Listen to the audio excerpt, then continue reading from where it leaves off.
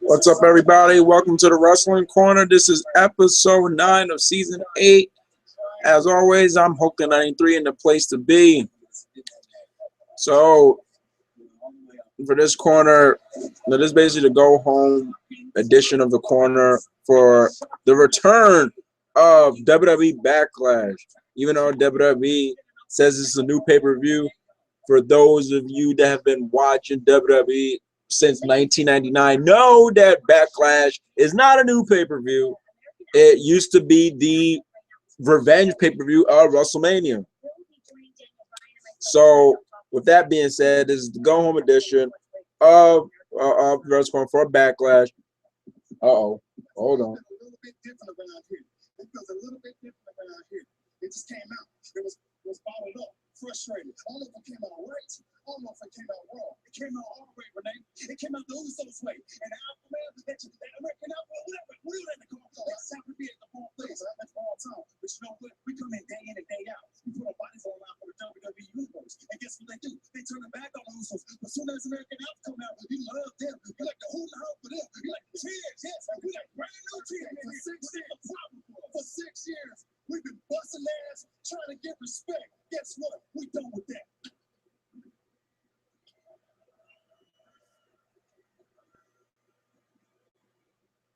And if you guys been watching SmackDown, basically, that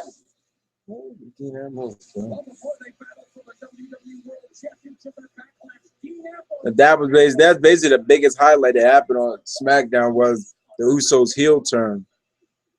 However, because of Backlash returning, I will be giving my predictions on of the current pay-per-view this Sunday. But also, as you can see, if you look down below in the description, in celebration of the return of Backlash, I will be giving my top 10 matches of the event's history. But once again, Backlash is not a new pay-per-view.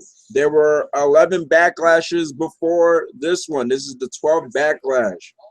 But the first Backlash, I believe, I will probably say 5 years. 2010, 11, 12, 13, 14, 15. No, actually 7 years. 7 years. And also get a little bit of a recap of Raw. Let's get into the recap of Raw. Overall, I felt Raw was one of those cases of the reoccurring theme of the 3 hours needs to go. It needs to be canceled. I'm not saying Raw needs to be canceled, but the 3 hour format needs to go somewhere else. It needs to go back to being 2 hour format, because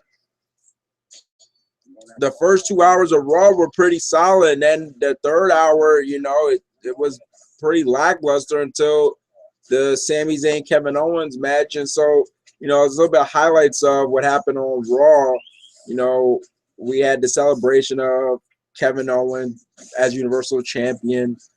And funny, the week before I said I didn't want to see Kevin Owens in a suit. And that's exactly what we got. We got Kevin Owens in a suit. And I just thought of it as, okay, probably just in the celebration, he's in a suit. It's not going to be something that you're going to see every day. Every Raw, you're going to see him in a suit.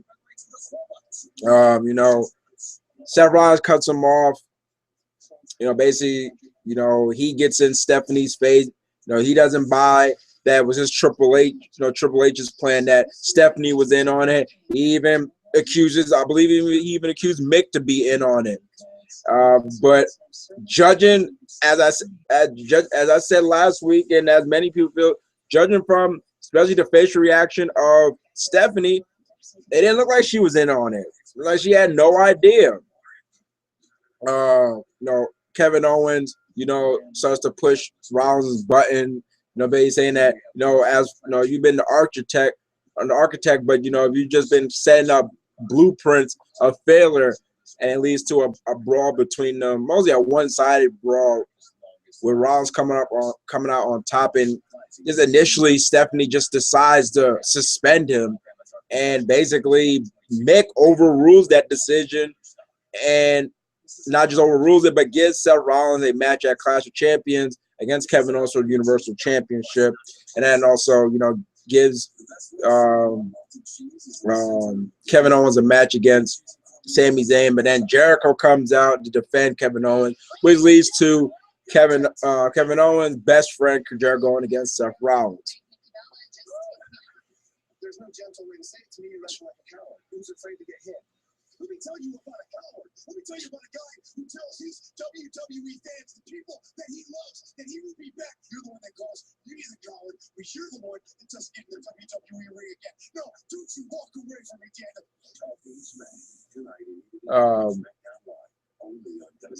So yeah, that was basically the opening, you know, the opening segment for, you know, well, hold on. We are set for this epic face-to-face between WWE World Champion Dean Ambrose and the #1 challenger AJ Styles, just 5 days away from their title. Okay, hold on.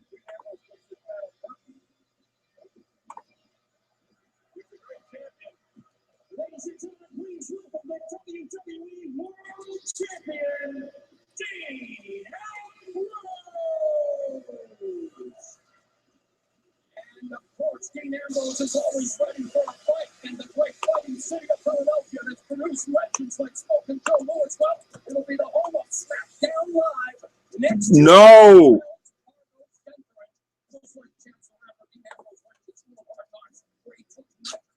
Tomorrow, not Smoking Joe Louis, Smoking Joe Frazier.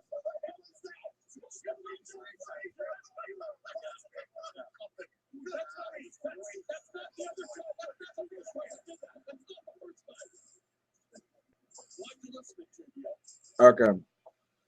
So, hold on, let me make sure I got everything flipped. I'm just going over some highlights of Raw.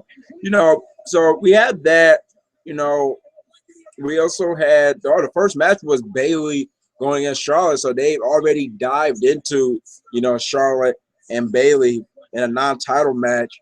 And, you know, the objective was for Dana to be out there and take notes. And it led to, you know, a misdirection. And Bayley got the Bayley to belly. She got the belly to Bayley and got the 1, 2, 3. So already Bayley has defeated the women's champion. Now, with deal with Sasha what happened later on that night, it made me, you know, question, okay, because at first I'm thinking, okay, they're initially going to do, you know, at Clash of Champions, Bayley versus Charlotte. But what happened with Sasha Banks later on the night made me question, okay, are they still going to do that, or are they going to change it? So, you know, big win for Bayley. And his challenger, AJ Styles. That boy AJ. Things might get a little ugly here, and we all know that AJ Styles gets nervous around beautiful women, so it's no problem with you. We'll just take it from here. No, I'm getting something. Sounds very well.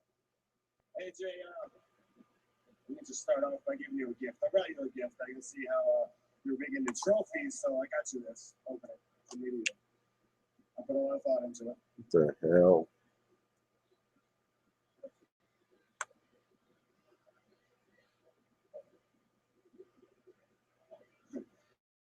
That's an old bowling trophy of mine. I didn't win or anything. It's actually just a participation trophy. You know, I just kind of felt bad for you, and I wanted you to have it because here's the thing. That's the only trophy you're ever going to get from me.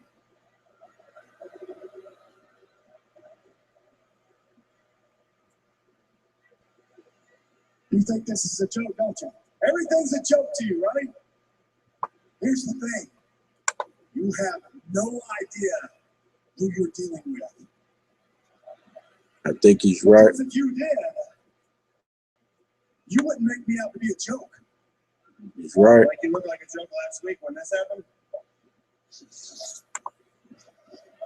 was what transpired last week on SmackDown Live when Dean Ambrose battled Baron Corbin. Yeah, that really made AJ like a joke.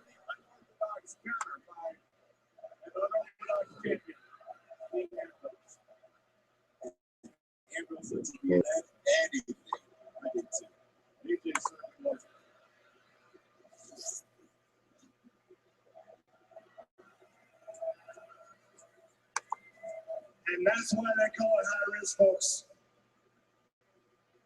You think that was funny? Yeah. Yeah. Everybody else funny? No, it wasn't funny. You didn't think that was funny? Everybody thought that was funny. I was just trying to give you a high-pitched voice to go with your soccer mom haircut.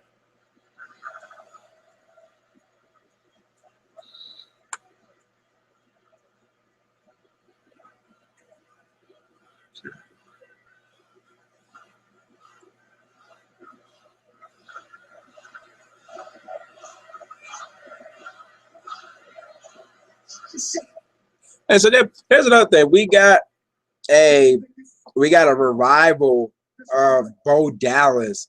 He beat some jobber named Kyle Robert with the roll of the dice. And he's seeming more serious. And as I said to my brother, he looked to be in better shape than his big baby look.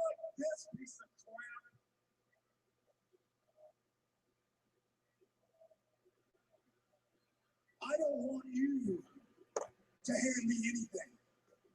And then we also got Jericho versus Seth Rollins, a pay-per-view quality match as one would expect. Jericho, and then this is one thing that this is the one thing that is interesting when you can see when somebody is being built up for a turn or so, you can get fresh matchups. So, now that because Seth Rollins and Jericho were both heels, you probably wasn't going to get the match on a one-on-one, probably in a triple threat or fatal four-way. But now that Seth Rollins is on the path of turning face, I don't understand if they just showed he's not going to turn face. Like, why not just have him go on the path, like be in transition? Very seriously, and I beat him clean. That's right. Right here in the middle of a WWE ring. That's right. And come on, Dean, let's be honest. You're not John Cena.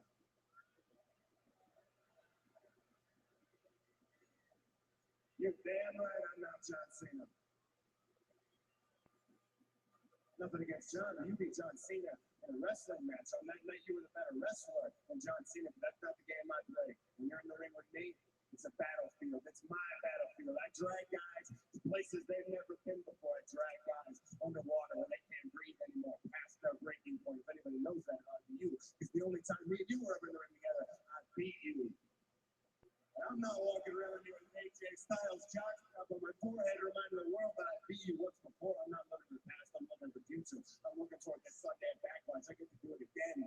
I get to drill your head into this canvas like it was a railroad spike, and I get to walk out still WWE World Champion. If you want a trophy, son, you better pick that up. You better take up mine. We don't give away trophies around here for the face that comes in second place.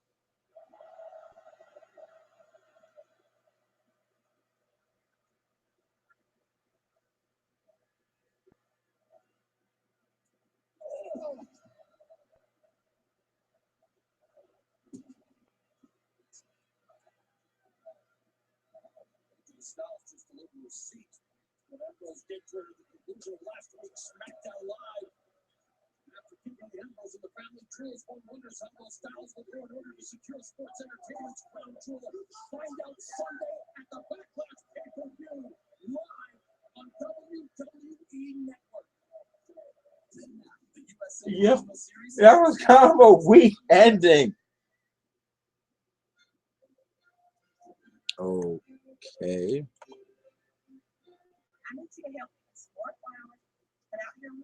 That was kind of a weak ending right there.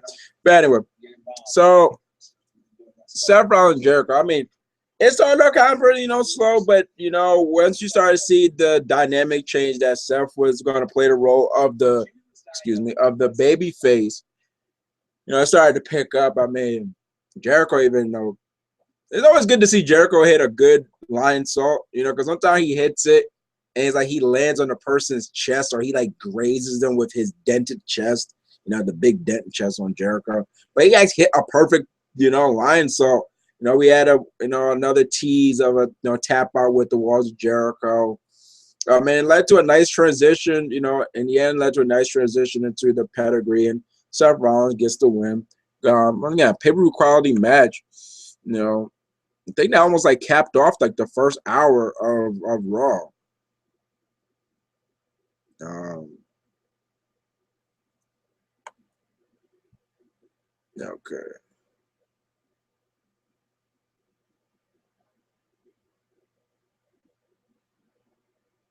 And then we got the third match of the series on the way, the fifth match of the series of Sheamus and Cesaro. And yeah, I have to agree with looking on Bleacher Report. I'm just making, hold on, guys.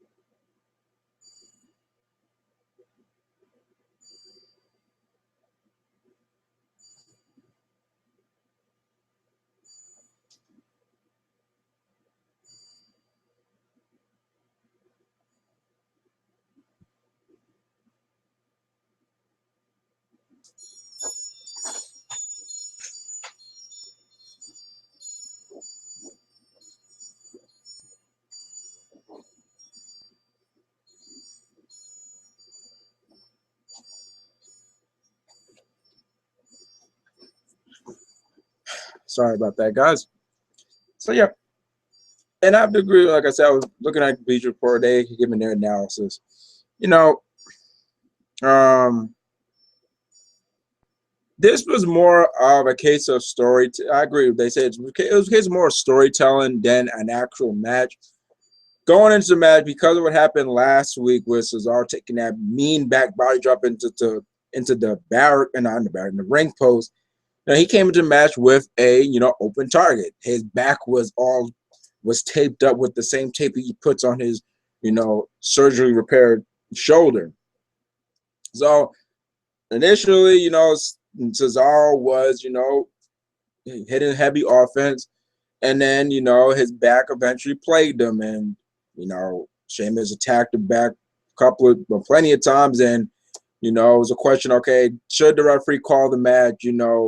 For the health of Cesaro, the health, and when Cesaro was trying to tell the ref not to do it, he got bro kicked, and 1, 2, 3. So it was pretty quick, but it was more storytelling. I mean, it's like Sheamus is now up 3-0.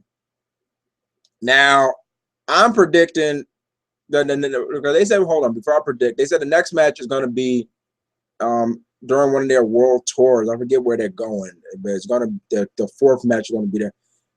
I don't think there's no chance of the series ending on a non-broadcasted event. So Cesaro is going to get his first win during that tour, and I see him as I like to call the comeback sweep. In sports, if you are down 3-0 and you win 4 straight, you basically made a comeback sweep. You basically swept. You made a comeback, but in a way of a sweep for him because you won 4 straight. That's what Cesaro is going to do.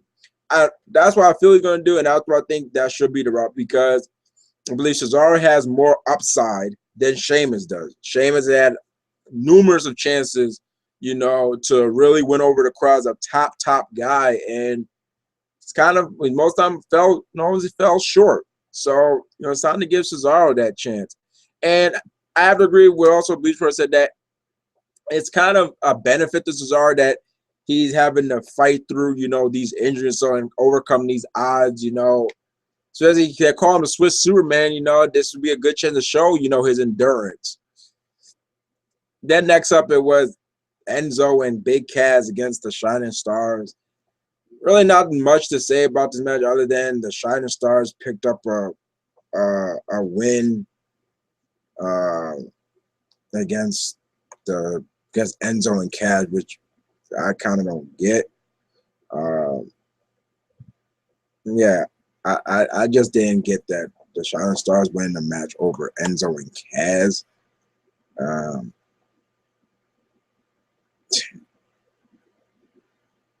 Yeah, it's just very questionable.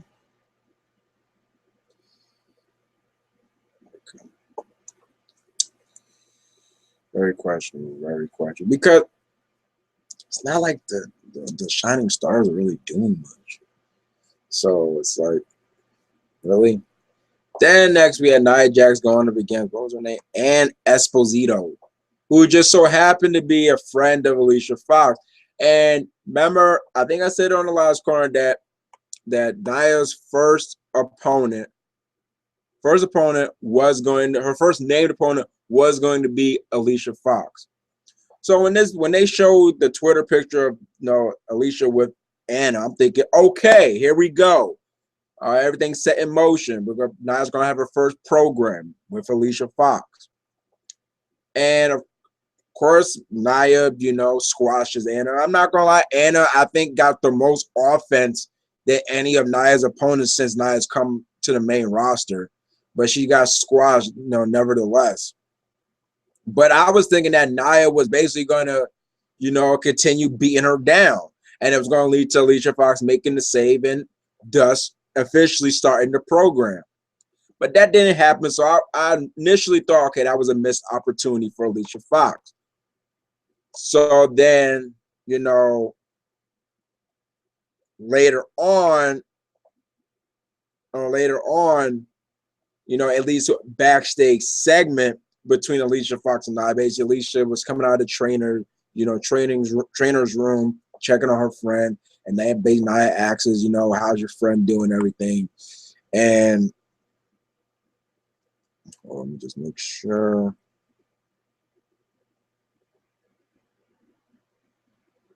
Okay. Wait. Hold on.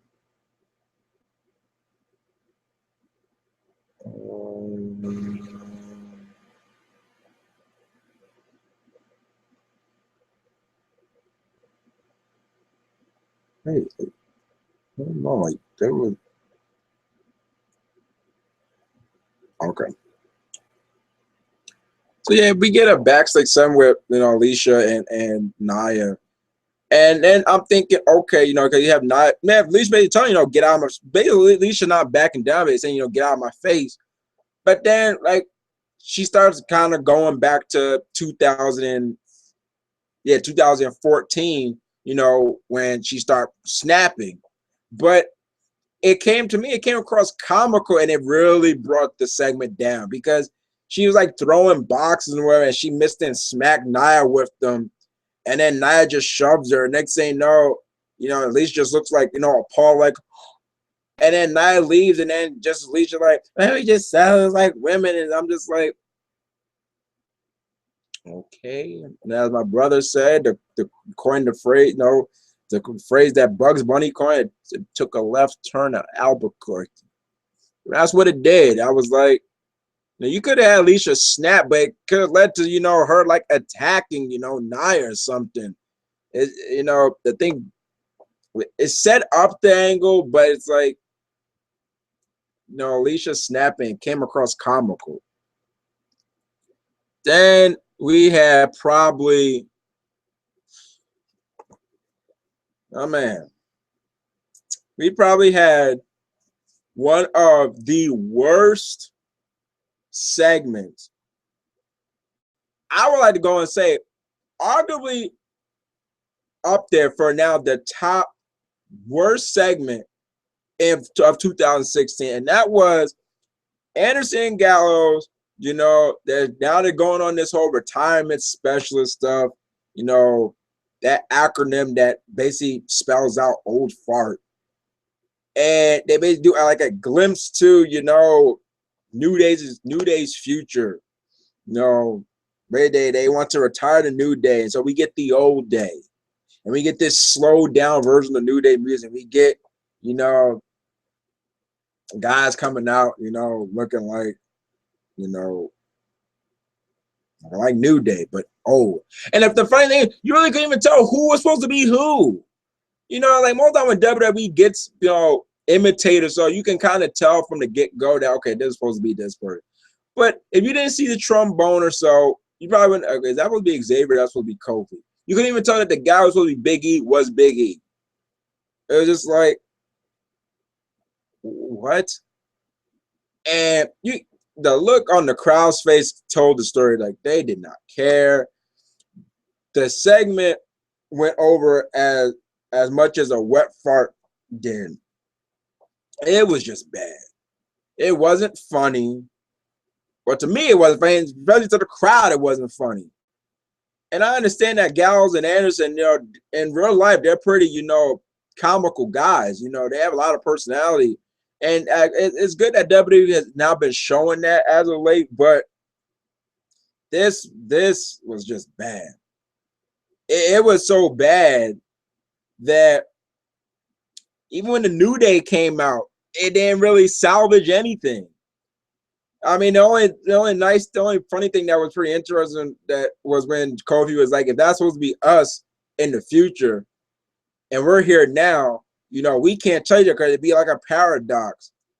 But other than that, yeah, the segment was just bad. It was bad.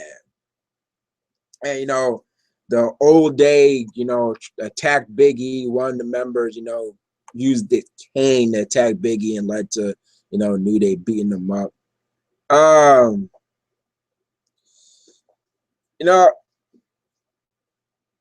It's, how can I put it?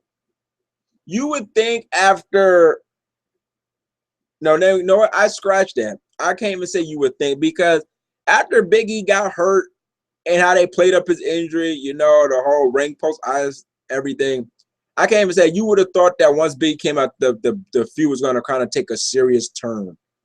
No, once they started doing the doctor stuff and having, the pickle juice looking like, jars and whatever, it was set up right from there that, yeah, this ain't supposed to be taken seriously. And it's like, it's kind of odd that the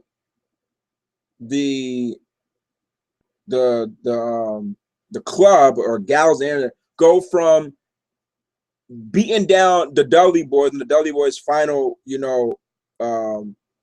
final appearance so far, because right now they are free agents, but we don't know. Maybe years down the road, they may will come back. We don't know. But as of right now, that was their final appearance in WWE. Now to go back to doing this not funny stuff, this bad comedy. So this is really not selling me on the match of Night of Champions, and that is the point of a pay-per-view. You're supposed to be telling people why they should be invested in this match, and yeah, it did not, and it's not doing that to me.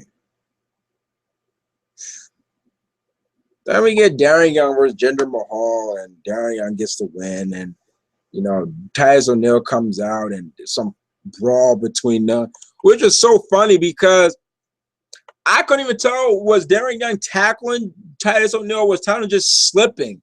He was just being clumsy, just some bumpkin that he comes across at times. And it's just like, they are still. It's like they're still trying to get this feud really over. And I mean, I think the crowd kind of responded. Kind of responded to it well. But I think in the end, this feud really not doing much. Travis, they stopped pushing Reign because clearly fans do not like him. I'm not sure if that's strongly the case. I think it's kind of obvious that WWE, we don't know what was the reason. They're still in a way, kind of punishing him, for, his, policy, failing the wellness policy, his first strike.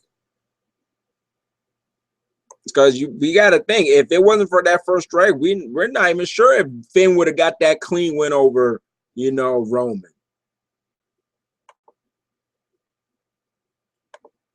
Okay, let's see. So then we also get, Sin Cara versus Braun Strowman. Now,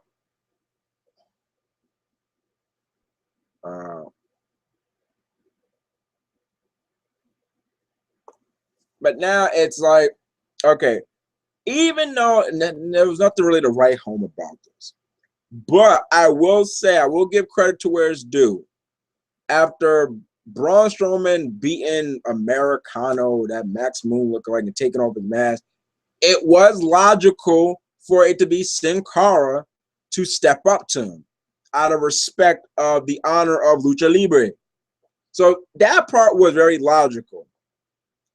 And so not Cesaro. Sin Cara actually brought it to Braun, and then it led to a count-out finish. And not that what you would think. Sin Cara went by count-out.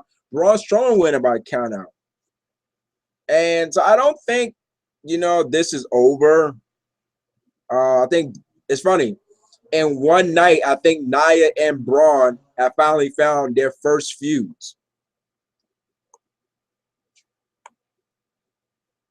So then we get, which was being teased for all being promoted for most of the night, Sasha Banks, having some bad news, And she really, was really trying very hard to tease that it was going to be a possible retirement. Even I was like, Sasha, don't go. Like, please. But then once Dana Brooks' music hit, I'm thinking, yep, this ain't a retirement. And, Dana trying to make it up to Charlotte in any way possible, even if it means taking out Sasha. She throws a microphone at Sasha's stomach, like, oh, maybe Dana's going to get something. Nope, she gets a bank statement. And I'm like, yep, Sasha, she's not going anywhere. And basically, as I brought up earlier about, now I'm not so sure about this title situation at Clash Champion, because Banks said that the bad news was for Charlotte that she'll be back for Clash of Champions. But now that Bayley's gotten a win over Charlotte, makes me wonder, okay, are they going to do a triple threat match, or is Sasha going to have a one-on-one rematch against Charlotte, and maybe something happens in the end where at least a Bayley coming out? It makes me wonder. Out.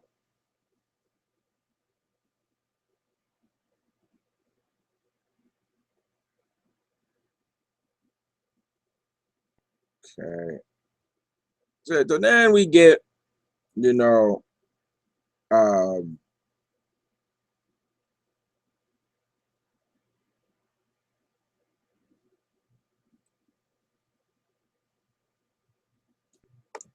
then we get the main event, Sami Zayn and Kevin Owens. And we haven't heard this before, this what I'm about to say is nothing new. A good match between Kevin Owens and Sami Zayn. These guys, I think they're incapable of having a bad match with each other because they're so close. Heck, even the match when Sami Zayn was working hurt at TakeOver, I believe that was Unstoppable. For what it was pretty good. It wasn't like it was crap. Even you could tell the match was laid out to, in favor of Sammy because of him being hurt. That's when he just got hurt in his match against Cena. But again, these guys are, you know, against each other. They are incapable of having a bad match. And the right ankle, which came into play, came back, remember from last week's match against Rollins, came back in this match, and it led to Owens capitalizing, hitting the super kick, and then hitting. There's a power, not even a power bomb, just a regular power bomb, and got the 1, 2, 3. Also, like, note that half Nelson chicken wing, man, Sammy here on the floor was damn near brutal. And then one big question our brother had, you know, where's Roman? And we find out, you know, Roman comes out and, you know, he has a stare, you know, basically stare down against Owens. Owens leaves the ring. Jericho comes. I'm thinking, okay, you know, maybe Ron's going to come and we're going to kind of have an impromptu, you know, Shield reunion. But that's not the case. Mick Foley comes out before Owens and Jericho can, you know, get in the ring and try to attack Roman. And basically, Mick Foley makes the match that, you know, if there's going to be a match between Owens and Reigns for next week, and if Reigns is able to win, then it will be, I think, a triple threat match at Clash of Champions. Jericho tries to attack Roman, gets speared, end of show. I think for right now, I think W is clearly showing they're completely done with the Rusev Reigns feud. And speaking of Rusev, that's 2 weeks straight we have not seen him. That's 2 weeks straight. Because last time we saw Rusev, he lost by countout to Big Cass. So that's 2 weeks straight of no Rusev. So I think they clearly show that they're done. You can count Rusev and Reigns as one of those feuds that never had a real payoff. Like, because the whole thing at SummerSlam, it didn't seem like a payoff. It just like it was supposed to lead to like some no disqualification matches between them. But you know, it was one of those situations of this Raw was like with that 3-hour format, it just does not work overall. It's like you don't have to, but it feels like if you're going to sit down and watch Raw, it feels like you are having to wait for some good stuff to happen. Might be the first hour starts pretty high, next hour is like a maybe something happens in the second hour and then finally picks up maybe at near the end of the third hour. Travis, and wrestlers that are friends were like always good matches. That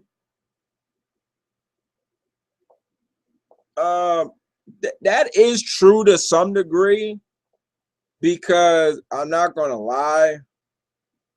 Not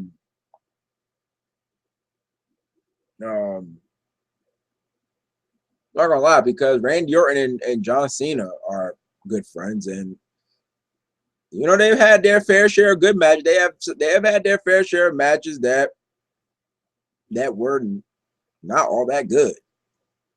But majority of the time, yeah, most time when there's good friends when real life friends are going against each other, yeah, most times turn on good matches. But I'm just saying, there's been some cases of that not always being the case, unfortunately.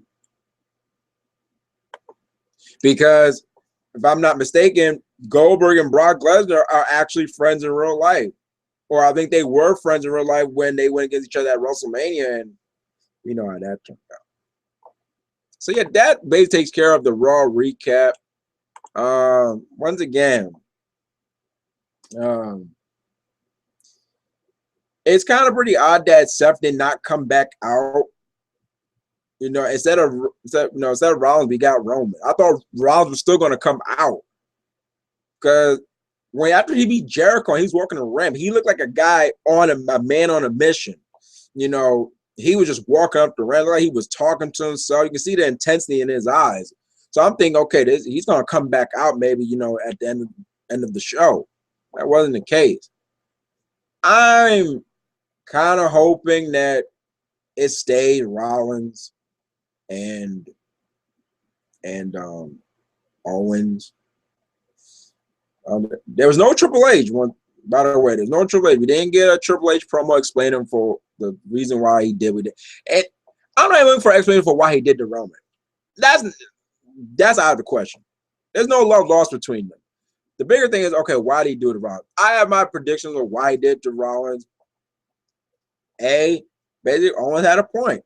Ever since he came back, yeah, Rollins, has been failing. Triple H might point out, you let me down when you got injured. You basically showed how frail you are. You're weak. You're weak. You're full of crap and get the hell out of here. And him giving him now, he feels disgusting. He feels disgusted that he bestowed upon him the pedigree. And once again, and probably the fact that Dean Ambrose got the belt from him, which had been something that Triple H and even Stephanie did not want for a long time. Dean of all people getting the belt. So there are some easy logical reasons for why Triple H is probably did what he did to Rollins. Okay.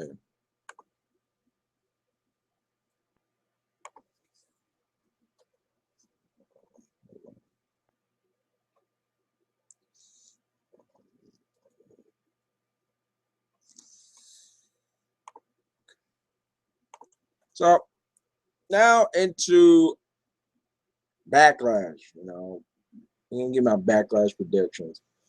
So far, seems like the card is set. All the titles of SmackDown are going to be on the line at Backlash, which is why, once again, I think I said it on the last corner, which is why the fact that they are continuing the theme of Night of Champions for Clash of Champions, promoted as all the belts will be, on the line. It's like, it's not that big of a deal, because if that's the case for Backlash, how is it special anymore? Why is it special for a Raw pay-per-view? All the belts are going to be on the line. It's not special. There's nothing special about it. Especially the fact that it's like, why shouldn't all the belts be on the line for Raw if there's only 4 belts and probably 5 when the cruiserweight starts going? But as for Backlash, we have for the Intercontinental Championship, we got Miz versus Dolph Ziggler.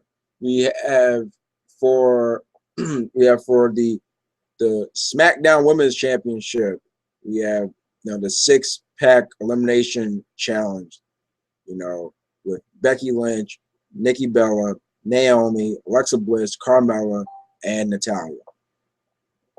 We also have for the Tag Team Championship, for the SmackDown Tag Team Championship, American Alpha against the team of Rhino and Heath Slater, which probably will go in the favor, believe it or not, of Heath Slater and Rhino after what just took place on SmackDown with, American Alpha and the Usos.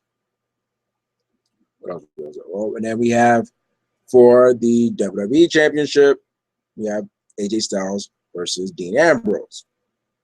So that's about like 4 matches. Now, let me just make sure they didn't add anything. Let me just make sure. I don't believe they added anything.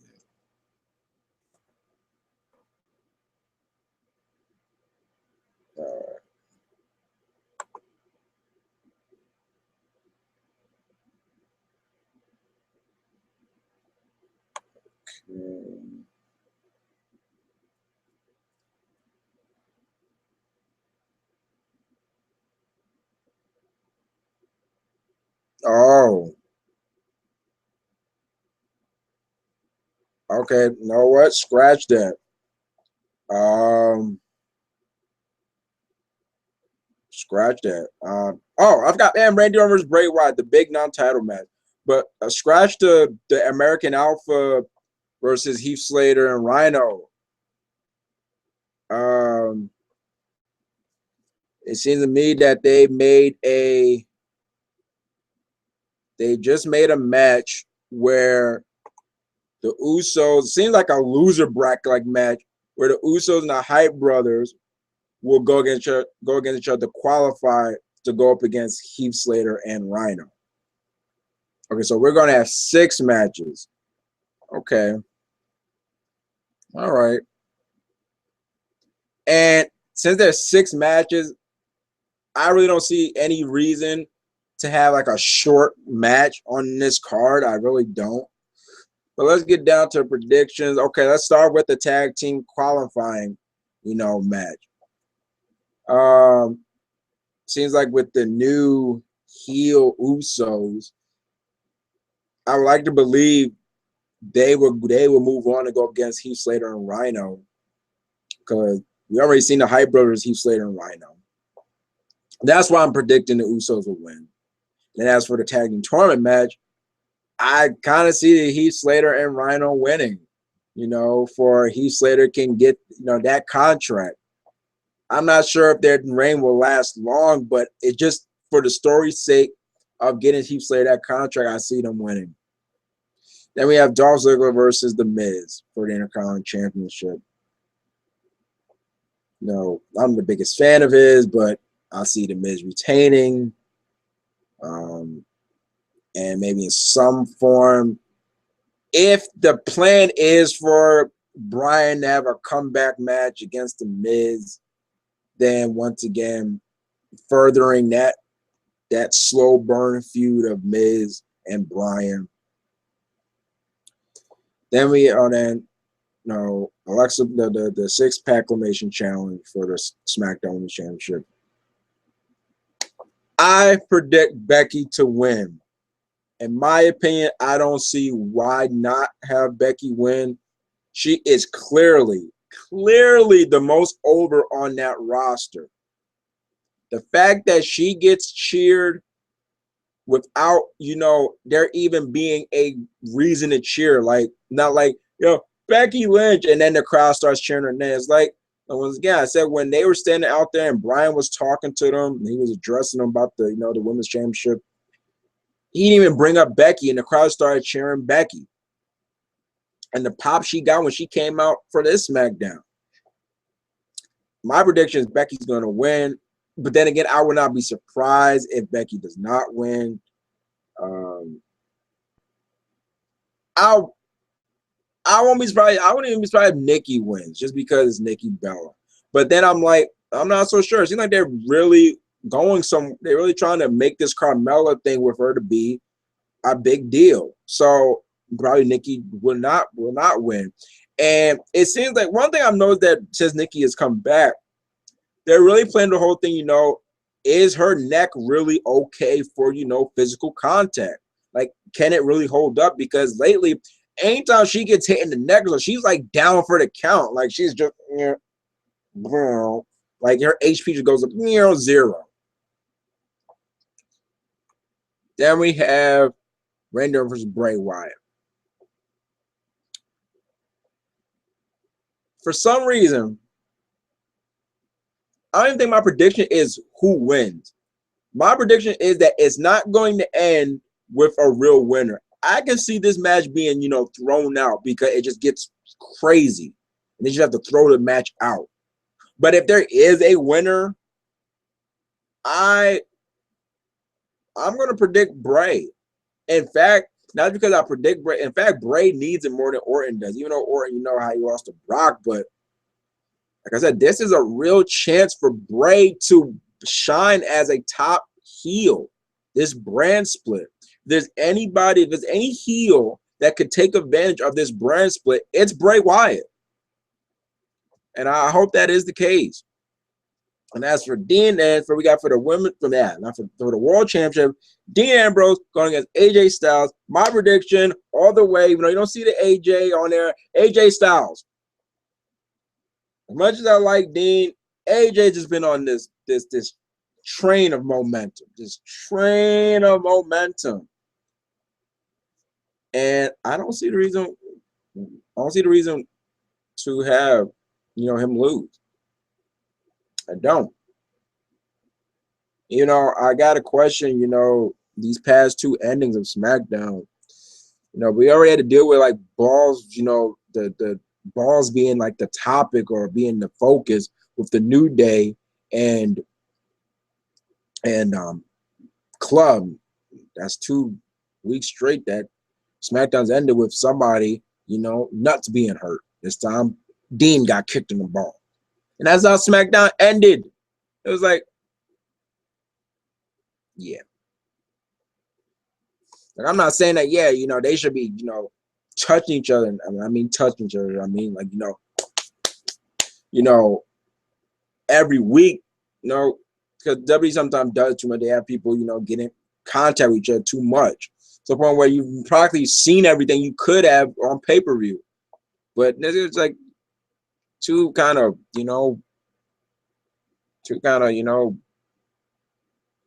weak finishes for, especially the fact that this was a go-home. I think Dean Ambrose's promo, I think the verbal exchange they had was pretty good for a go-home, but kicking the balls, like, that's it. That takes care of my prediction for, Backlash. This is the first pay-per-view of the first brand exclusive pay-per-view of the new, brand split. I think it has the capability of being, something. I don't think it's gonna be something to maybe write home about, but you never know. But this is a test to really see, okay, is it gonna be like in the old days where the brand exclusive pay-per-views were they were like most of them were legitimately B level pay-per-view where if you missed them, you missed them. Probably they were almost like 1 match or 2 match pay-per-views. Think this is a test to really show, okay, is it going to be like the old days of the brand exclusives, or is it going to be, a new era? It's going to be a whole new era. Now we get on to, the end of the show. Again, the celebration of Backlash. A celebration of Backlash coming back. I would like to give you my top 10 Backlash matches. Backlash started, for you that don't know, Backlash started in 1999. First it was an In Your House pay-per-view. In fact, it was the last In Your House pay-per-view. It was the last In Your House pay-per-view.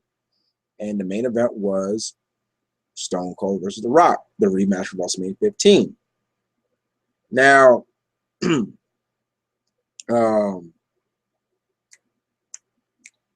now this top 10, I don't think I'm going to do it like in a really particular order.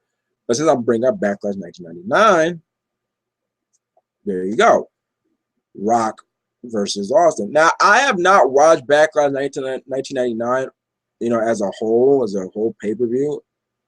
I probably have seen 3 matches, and those 3 matches were Stone Cold versus The Rock, Triple H versus X-Pac, and the Boiler Room match between Big Show and Mankind. But the no disqualification match between The Rock and Stone Cold, it was basically it was like your typical Attitude Era main event. The brawling, but very entertaining. The spots that they were doing. For those of you that don't know, that is the match. That is the match where where Austin flips off, The Rock while Rock's holding the camera and gets stunned on the announcer. That is the match. You guys don't know. That's the match where that took place. So spots like that, even a build up towards it where it dealt with another example of in WWE's, cases of attempted murder with The Rock, throwing Austin over the bridge. But matches is very entertaining. There's really not a dull moment in the match. If you like great brawling and funny, entertaining spots, then yeah, that is your match. It's a pretty good match between. It's not on the level. I say it's on the level of WrestleMania 17 or Rock and Austin, no, but it's a really good match. And even Austin, compared to the WrestleMania 15 match, he said he liked that match more. But there was a lot of more stuff to do in that match. There we go. Kind of how I'm gonna do this. Let's kind of just go in the chronology of the matches that I've seen, for Backlash. Then Backlash 2000. I remember watching Backlash 2000 on pay-per-view, and I have to rewatch Backlash 2000 on the pay-per-view all the way through. I gotta rewatch it because I always heard after years, years after that, how great the match between Dean Malenko and Sky 2 Hottie was. And for some reason, I don't remember the match. So I'm like, I gotta rewatch that match to know that, yeah, was it really that good? Because the only match that sticks out to me besides the hardcore match, because I have the hardcore DVD, so is the main event, the Triple H versus The Rock, with Shane as the referee, and that was when Austin came back, not in the best of shape, but he came back to help The Rock. And I'm not gonna lie, one thing I do remember, I rewatched that match, I think like a couple of months ago, and it came back to me. One thing that stood out to me about that match was just how electric, no pun intended, but I guess against The Rock, pun intended, how electric that crowd was from beginning to end. That crowd was hot for that match. I think with so many, because of The Rock and Triple H, and The Rock, finally trying to end the whole McMahon Helmsley, regime. The fact that we didn't know, was Stone Cold going to help The Rock? All those factors. I think that's what made that crowd so into the match. And one of the memorable spots was the double rock bottom with one arm, with the same arm, rock bottom, Triple H and Shane through one announcer's table. And that announcer just exploded. And Vince's reaction just sold it. He's just like, he's not even like crying because like his son and his son-in-law. He's just like, what the hell happened? And then, the Stooges come and get involved, and Austin comes out and he lays out everybody with a chair. And then Linda comes out. She brings back Earl Hebner, who at the time had been fired. And Rock hits the people's elbow, and 1, 2, 3, Rock wins the belt. If you have not seen Triple H versus Rock at Backlash 2000, once again, it's a match you should check out. Definitely a match you should check out. As for a Backlash 2001, if I'm not mistaken, me and Chris, we did not order Backlash 2001 on pay-per-view.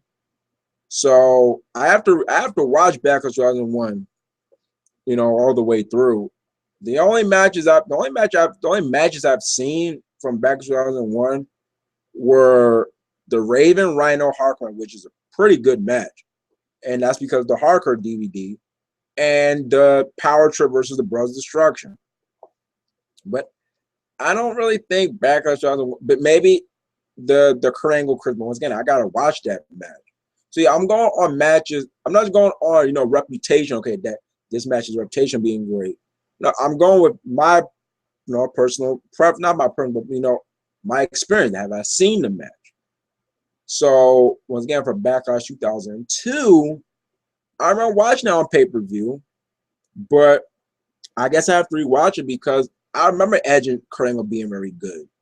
I gotta rewatch it to really know for sure, like confirm it myself. Okay, is it a favorite of mine? I was always going to be a favorite of mine.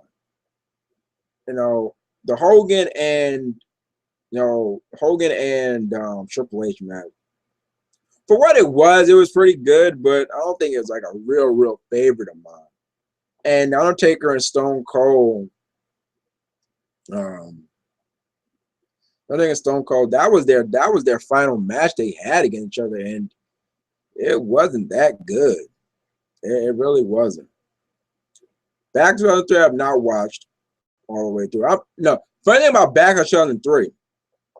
There's a little story about Backlash 2003. I remember me and Chris ordering Backlash 2003, and the damn pay-per-view never came on. It never came on. It never came on. Same thing for WrestleMania 18. We ordered that, and for some reason, it never came on. It never did. This was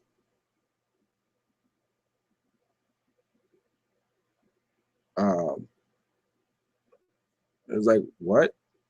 Like, I remember we're just sitting there. They just keep showing, the promo for WrestleMania 18. We're like, what is happening? Like, is this thing supposed to be showing? They were back. I remember saying Backlash 2003 as if that, yeah, that's what will be coming on next. And it never came on. We're like, well, I guess we're not going to see the Goldberg Rock match. And I have seen the Goldberg Rock match. I don't think it's really anything to write home about. But that's the only match.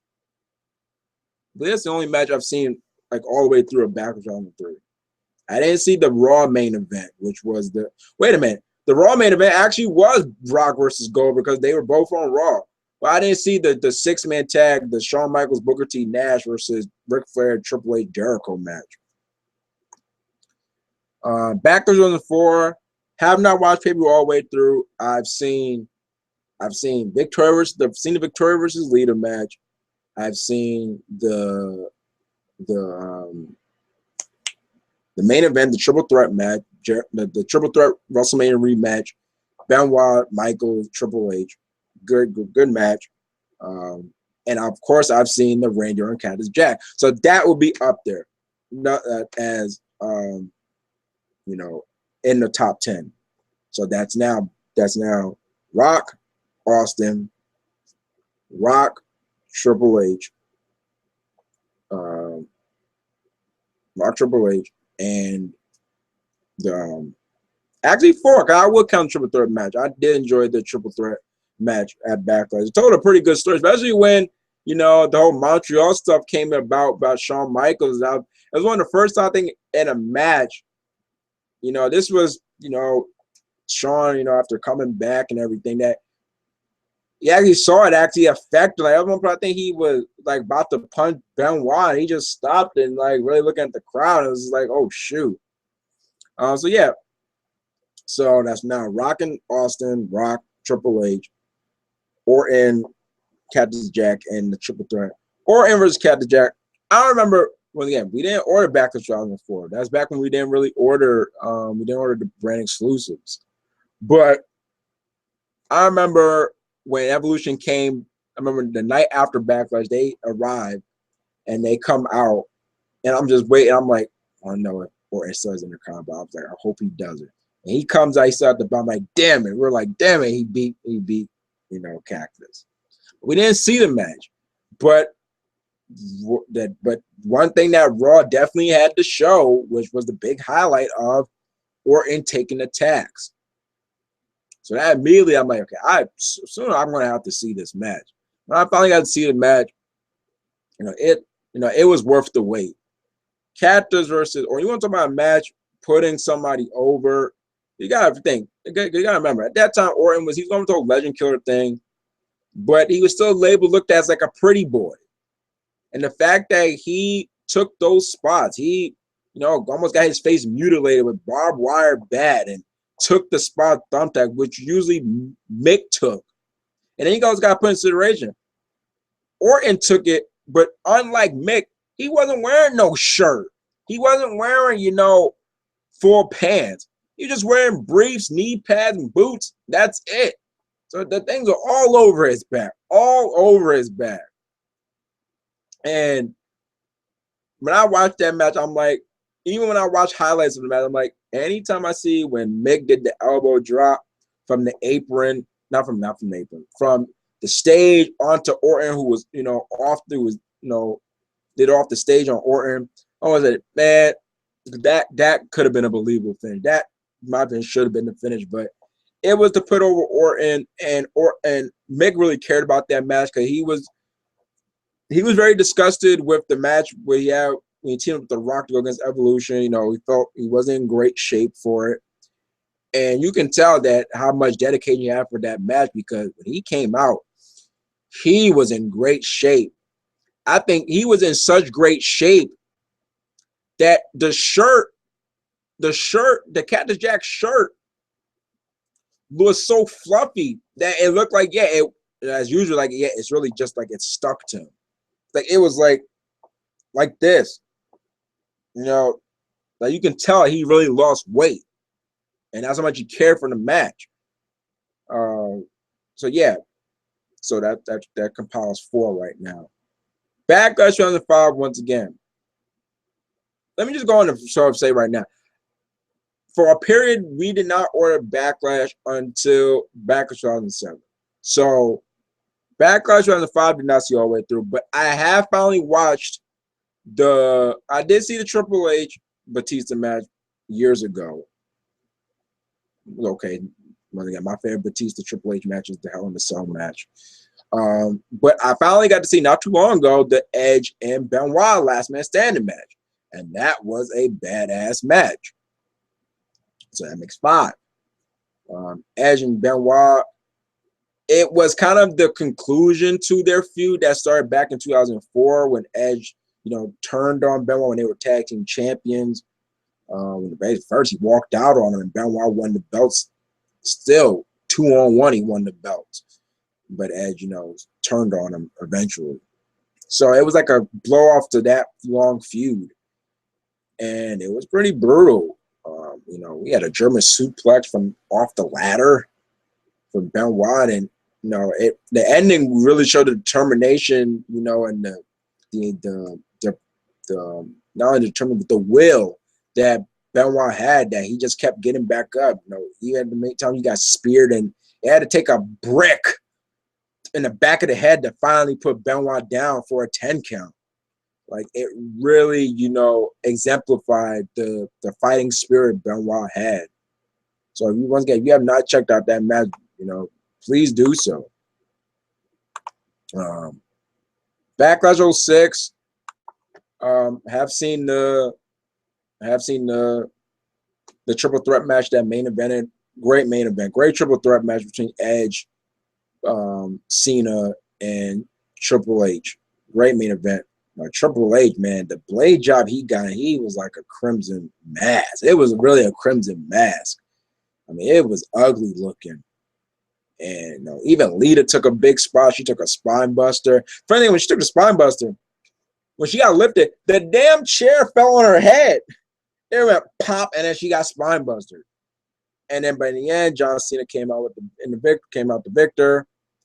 Triple H laid out both Edge and Cena, gave him the crotch up. This was still when they were teasing, the DX, comeback.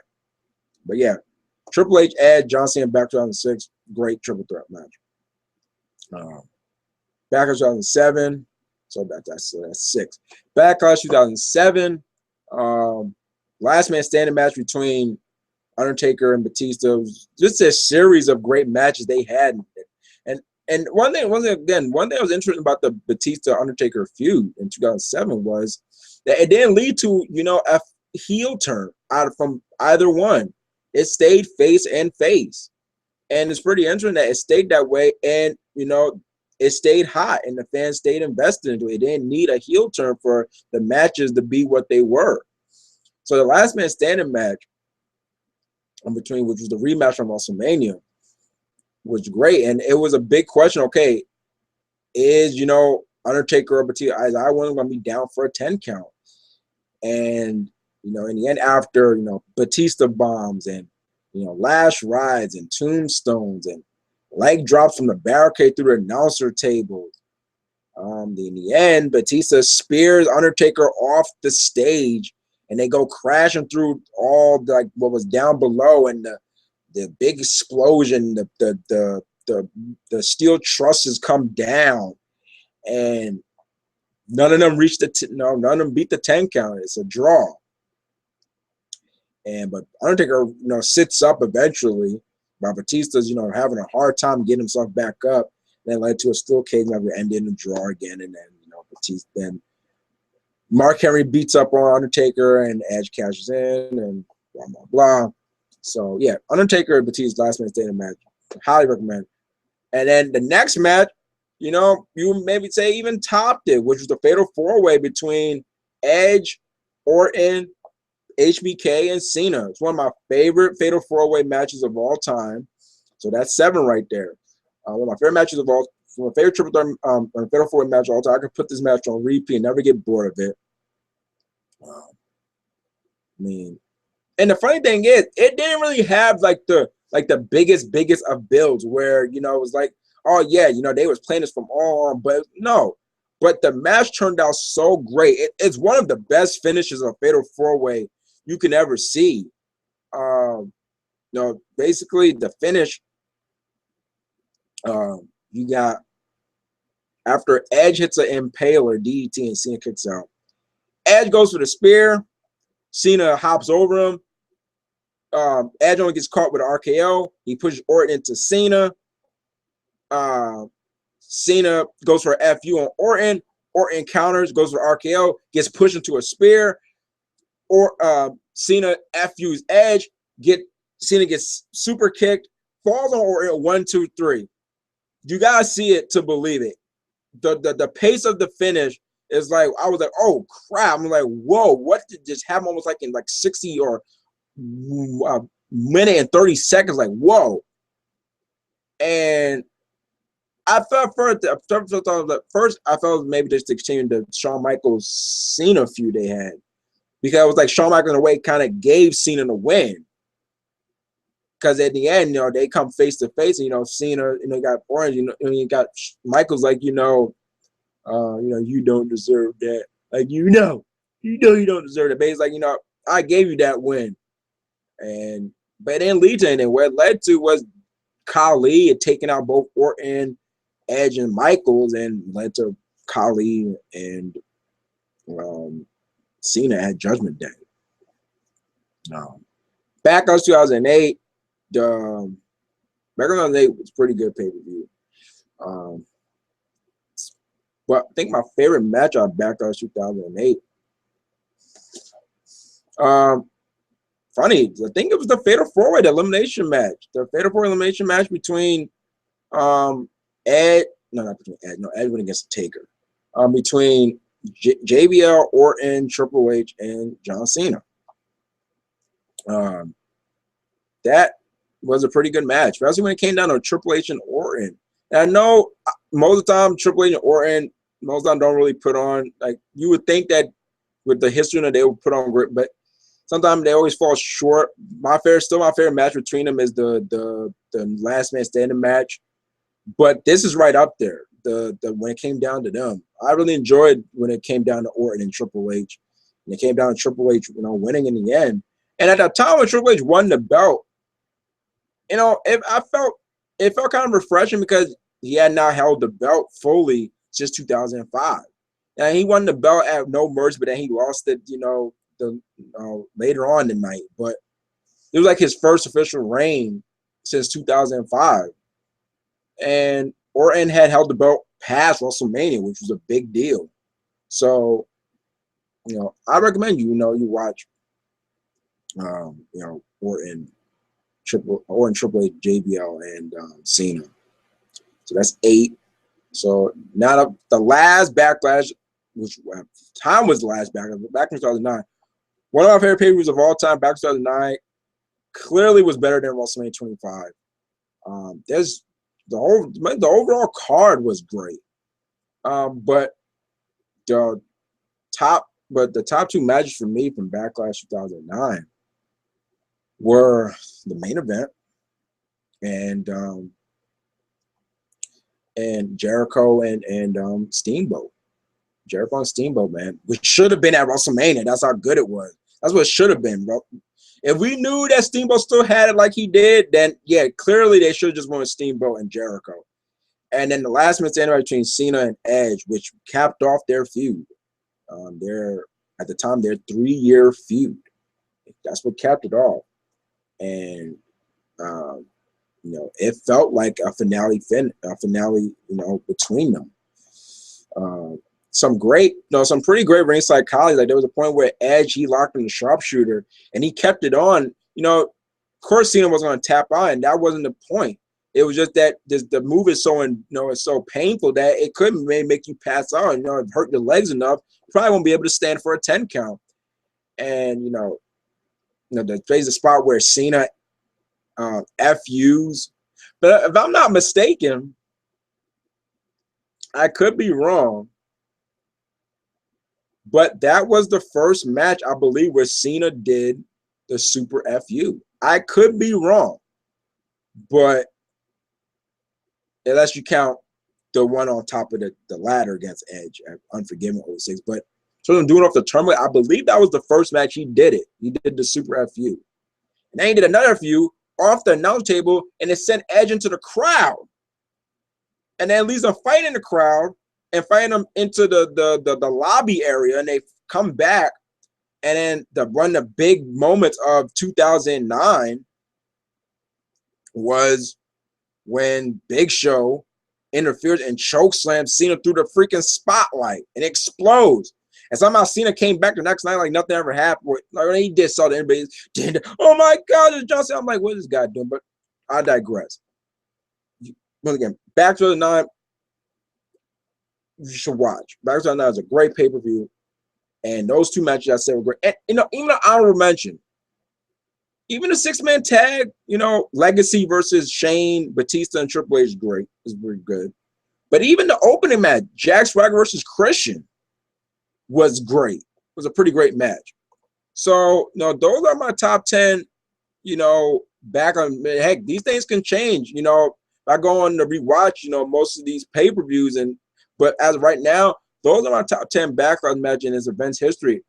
I would like to believe that maybe one match or two matches for the return backlash makes it, in a top 10. But as of right now, once again, those are my top 10 matches of backlash history. And that basically, wraps up this show. Hope you guys enjoyed the Wrestling Corner. And by the way, please, like, comment, and subscribe, on this video. That would be very helpful. Even though I don't beg for you to subscribe, but hey, if you really are into the corner and you want to, see it, just be like, in your notification, then hey, subscribe. Click on the subscribe button, and hey, that'd be all good. But anyway, this was the Wrestling Corner. This was episode 9 of season 6. Like always, I'm Hope the 93. I'm always in the place to be, and hope you guys enjoyed Backlash. I hope Backlash is a good paper. Hope come back next week that it's not a bum, it's not a bust, but once again, we never know. But I'm Hope the 93, always in the place to be, and until the next Wrestling Corner, you guys stay easy and peace.